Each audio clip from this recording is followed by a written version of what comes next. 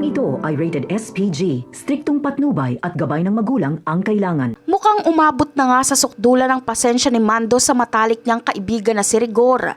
Dahil sa sobrang pagmamataas at init ng ulo ni Rigor, ang samahan nilang dalawa na binuo ng mahabang panahon ay tuluyan ng nawasak at tila hindi na muling mabubuo pa. Akala kasi ni Rigor ay mananatiling tahimik at sunod-sunuran lang si Mando sa kanya kahit pasaktan niya ito ng pisikal.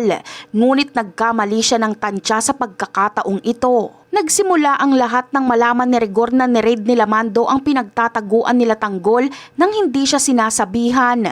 Sa tindi ng galit dahil muling nakatakas ang kanyang mortal na kaaway, hindi napigilan ni Rigor ang sarili at bigla na lamang niyang sinuntok si Mando.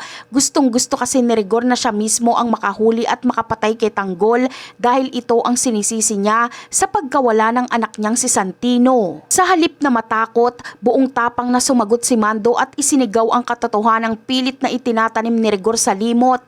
Mariing sinabi ni Mando na hindi si Tanggol ang pumatay kay Santino, kundi ang sariling mga kamay ni Rigor ang nagtapos sa buhay nito.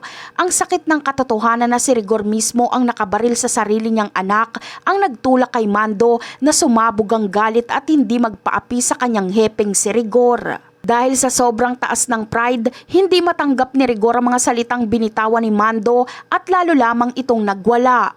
Hindi niya kayang harapin ang katotohanan na siya ang may kasalanan sa trahedyang nangyari sa kanyang pamilya, kaya mas pinili niyang ibunton ang lahat ng sisi sa ibang tao.